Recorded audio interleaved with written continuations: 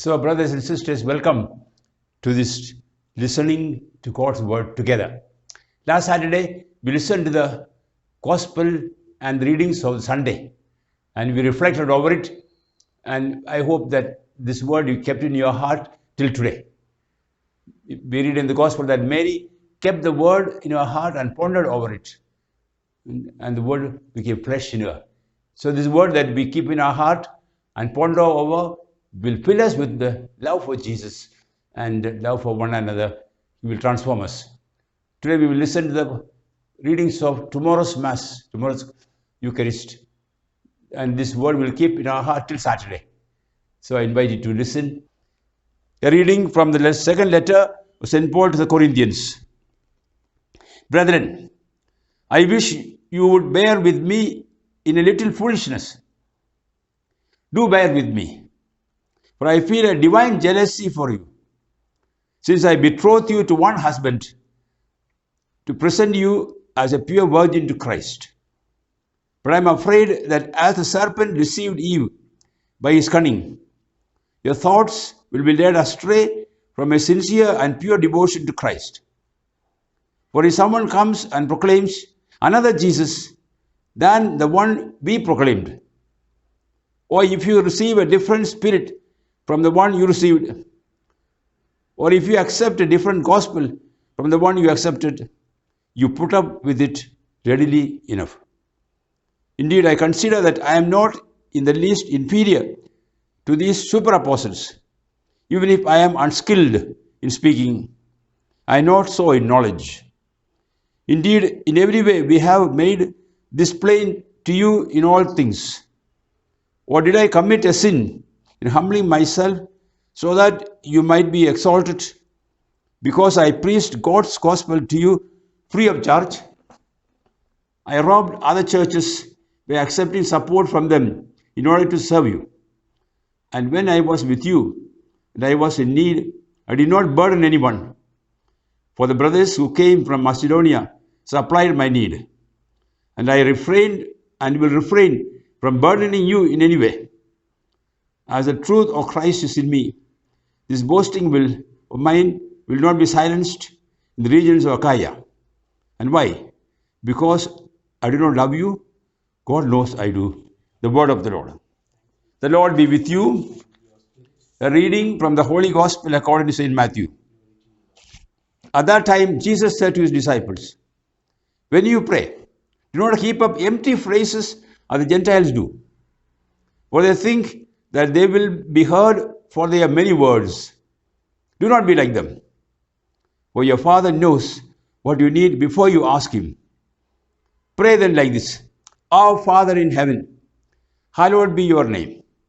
Your kingdom come. Your will be done on earth as it is in heaven. Give us this day our daily bread, and forgive us our debts, as we have forgiven our debtors. And lead us not into temptation, but deliver us from evil. For if you forgive others their trespasses, your heavenly Father will also forgive you. But if you do not forgive others their trespasses, neither will your Father forgive you your trespasses. The Gospel of the Lord. In this Gospel, Jesus Christ says that the way the Gentiles pray is different from the way we Christians pray. Because the Gentiles do not have the gift of faith. They do not know who God is. We have the great gift of faith, and in baptism we were born from the Heavenly Father and became truly sons and daughters of God. You are a son of God, a daughter of God, brother of Jesus Christ, sister of Jesus Christ, heir, co-heirs with Christ. See the immense love that the Father has lavished upon us, brothers. Already now we are children of God. St. John says, see what love the Father has lavished upon us, that we should be called children of God, and that is what we are. It does not yet appear what we shall be, but we know that when He appears, we shall be like Him and see Him as He is. We shall be like Him and see Him as He is and share in His glory. So something wonderful, marvelous the Father has done for us, brothers. God is really our Father, and even before we ask, He knows what we need. And not only He has provided for us, He sent us His Son. God so loved the world that He gave us His only Son, so that those who believe in Him may not be lost, but have eternal life. Christ gives eternal life now.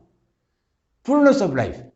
I have come so they may have a life in its fullness. Jesus said, I give my peace, not as the world gives, I give. A peace that the world cannot give or take away. I say these things that my joy may be in you and joy be full. We are already now the life of heaven in our hearts because the Father, Son, and Holy Spirit comes dwell in us.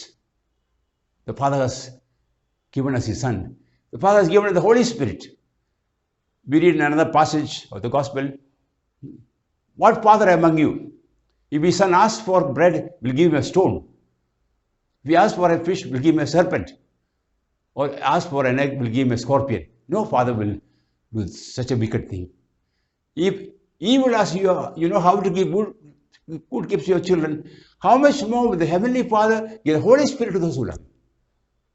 He has given us His Holy Spirit. The Holy Spirit, third person of the Trinity, and coming into our heart, bears witness to our spirit that we are children of God, makes us share in the very life of the Trinity. See what Father has done for us. Now, life, there will be problems, crosses, suffering, that's a gift. Those sufferings, crosses come to enable us to grow in love for Jesus, for others, brothers. So, Jesus Christ gives us this prayer, our Father, because it's a prayer of our filial relationship with God. Jesus says, when you pray, say, our Father in heaven. We have to pray is to speak to our Father.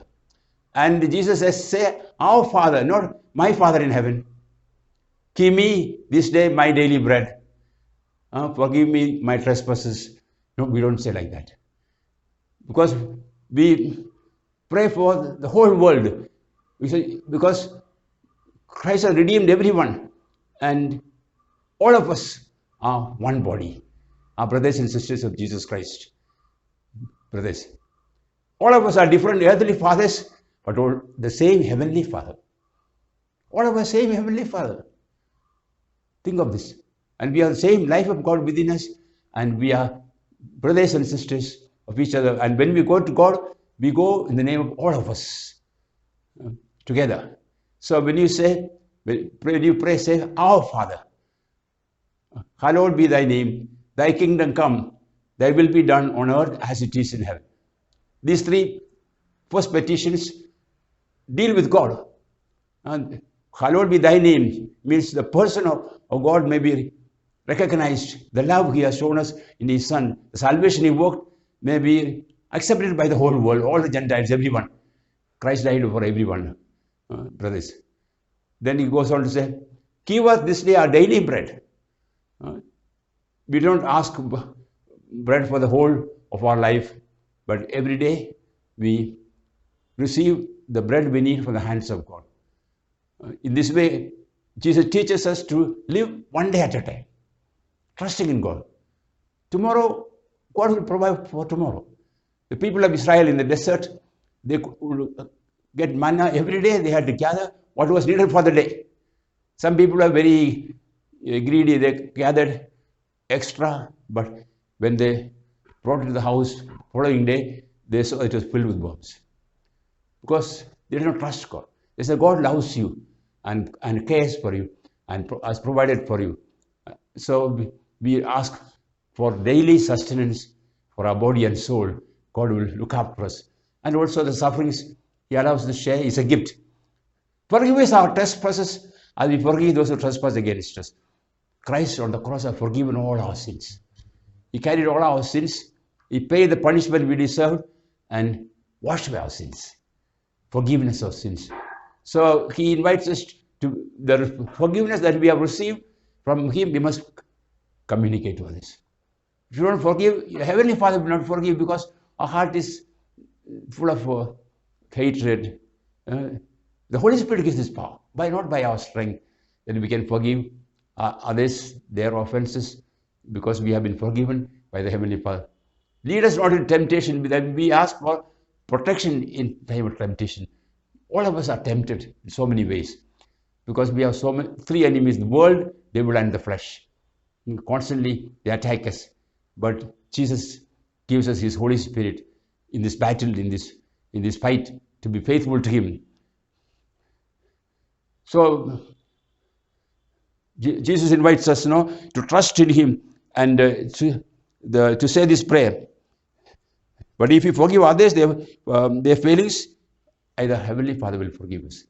And so let us keep this word in our heart, because we have a God who loves us.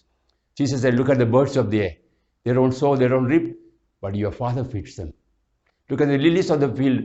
They don't work, they don't spin, but not even Solomon in his regalia was clothed like one of us. If God does to the birds of the air, the lilies, how much more will we look after you, brothers? So let us trust our Heavenly Father, and let us allow the Holy Spirit to transform us, so that one day we can see Him face to face, the spirit eternal happiness that our Father has prepared for us. May the Lord fulfill this in our lives. Amen. Heavenly Father, we bless You for making us Your children.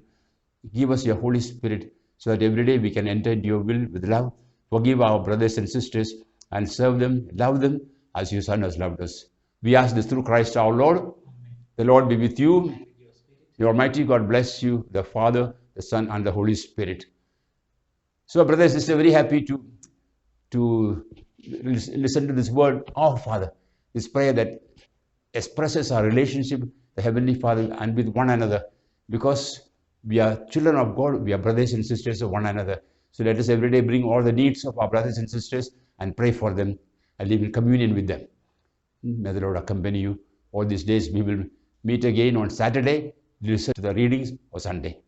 Thank you.